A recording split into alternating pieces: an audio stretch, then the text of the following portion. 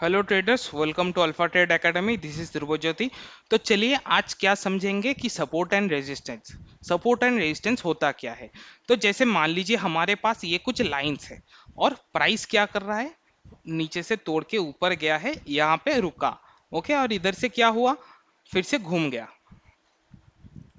फिर से इधर से उठा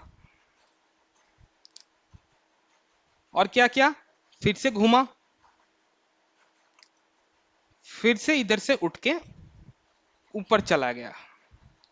सो क्या हो रहा है, देखिए प्राइस क्या कर रहा है, पहली बार इधर पे रिएक्ट किया था और दूसरा बार जब प्राइस इधर पे गया तो हमको वही सेम रिएक्शन देखने को मिला। इसका मतलब क्या है, ये जो सेलिंग आया है मार्केट में फिर से, ये एक हिस्टोरिक रिपीटेशन है, हाँ कि ना, जो ये पहले हो चुका था।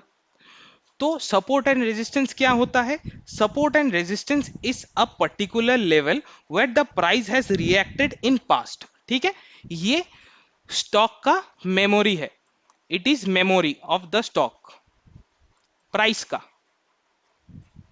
ओके, स्टॉक का जो प्राइस है उसका मेमोरी है। अब चलिए देख लेते हैं कि सपोर्ट और रेजिस्टेंस अलग अलग से क्या होता है।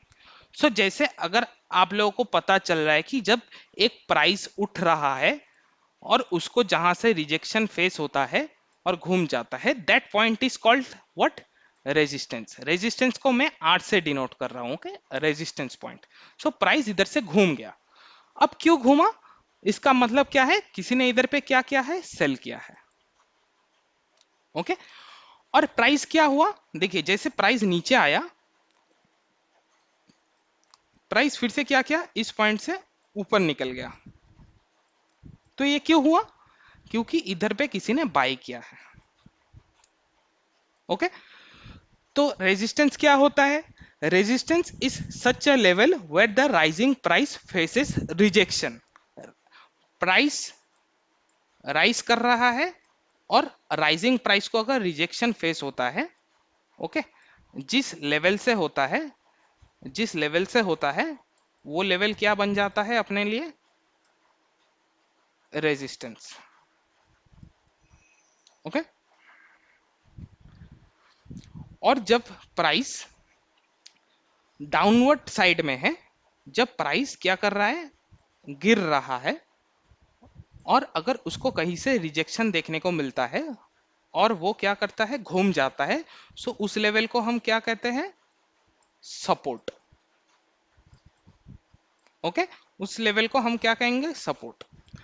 अब चलिए हम लोग क्या देखेंगे कि ये जो रिजेक्शन होता है वो क्यों होता है। ये सभी का मन में क्वेश्चन आएगा कि why the price is facing a rejection. Okay, तो जैसे देखिए जब प्राइस ऊपर के साइड में गया तो इधर पे पहले किसी ने सेल किया, अब जब प्राइस इधर से बड़ा था, ये पॉइंट पे, ये जो पॉइंट है, जैसे देखिए हमने इधर पे क्या क्या चार पॉइंट मार्क किया है, एक दो तीन चार। पहले ये प्राइस से किसी ने बाई किया था, ओके, और प्राइस ऊपर में गया। अब किसी को ये प्राइस महंगा लगा तो किसी ने इधर से सेल किया। अब देखिए जो बायर इधर से बाई किया है उसका व्यू क्या है, अप। ठीक है, तो उसको वो वाला स्टॉक का प्राइस फिर से वो अपना बाइंग प्राइस पे ही उसको मिल रहा है। ठीक है, तो वो क्या करेगा, वो फिर से बाई करेगा क्योंकि उसका व्यू तो अप है और उसको फिर से ऊपर जाने के बाद फिर से उसको वो सेम प्राइस में मिल रहा है। अब सेलर का देखिए, सेलर ने जब सेल किया इधर से, इस पॉइंट से, सेलर को जब सेल किया फिर से प्राइस जब ऊपर में गया तो सेलर का व्यू क्या है, डाउन, और सेलर को वो प्राइस फिर से मिल रहा है।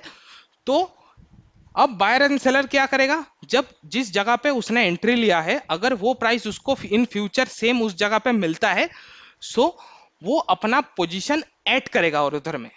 तो जैसे बायर ने हमको कहां पे दिखा, इधर पे उसने बायर ने पोजीशन ऐड किया और इधर पे सेलर ने पोजीशन ऐड किया।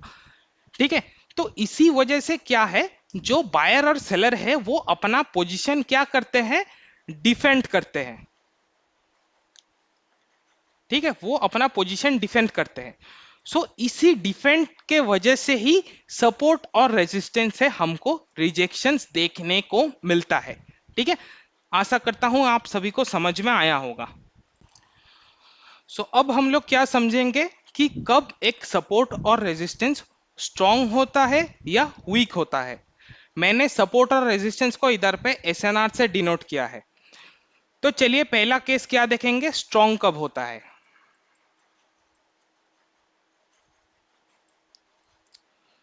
जब कोई स्टॉक का प्राइस पहली बार एक सपोर्ट या फिर रेजिस्टेंस पे रिएक्ट कर रहा है, पहली बार, ठीक है, ये पॉइंट को नोट करके रखना, पहली बार,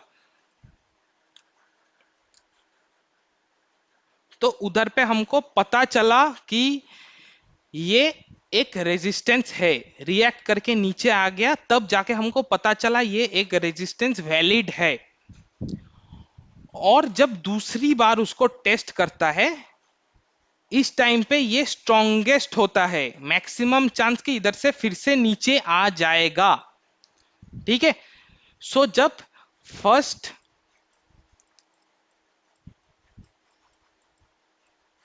एंड सेकंड टेस्ट होता है,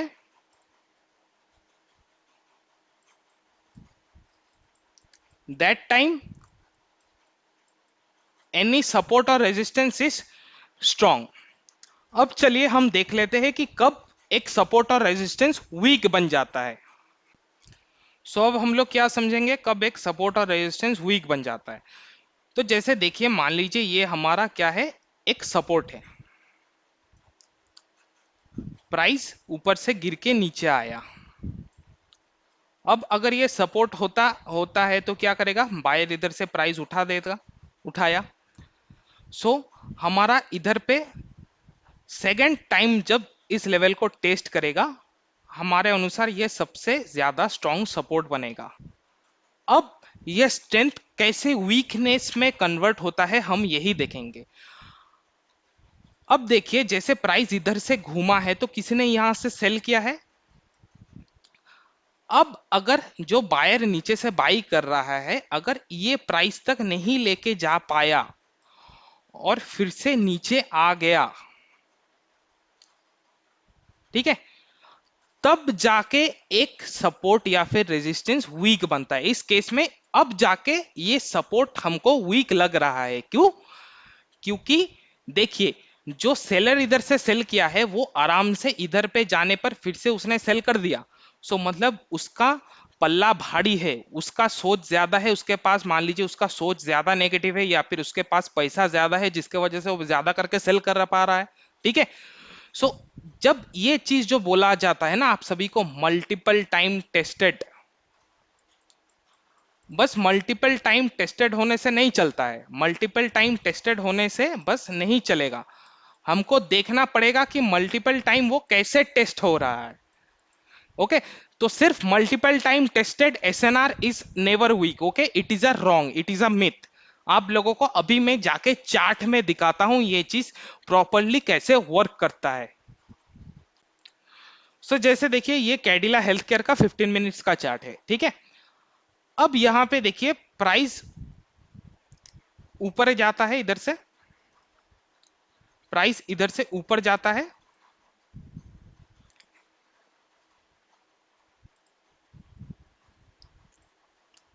प्राइस ऊपर गया, नीचे आया। ठीक है, यहां से किसी ने सेल किया है, सेल, और ये नीचे से कोई बाई कर रहा है। जब ये बायर, देखिए अगर ये सेलर को मात देता तभी ना जाके ये बाइंग स्ट्रेंथफुल होता, तो देखिए फिर से जब ये वाले जगह पे गया, ये फिर से नीचे आ गया। तो देखिए मैंने क्या बोला था, जब पहली बार टेस्टिंग होता है that is the most strongest point. तो देखिए अगर आप इधर पे सेल करते तो आपको प्रॉफिट मिल जाता। ओके, पहली बार, ये फर्स्ट टेस्ट है, दिस इज फर्स्ट। ठीक है, अब देखिए दूसरा बार जैसे नीचे आया, फिर से ये ऊपर जाने का कोशिश किया, लेकिन क्या हुआ, ये हायर हाई नहीं बना पाया, ये हायर हाई नहीं बना पाया। मतलब क्या है, सेलर पहले यहां से सेल किया, फिर यहां से सेल किया, अब यहां से सेल किया, मतलब वो प्राइस को नीचे धकेल रहा है, लेकिन बायर नीचे से उसको धक्का देके अभी भी पकड़ा हुआ है। और देखिए चौथी बार में इसने सपोर्ट को ब्रेक कर दिया।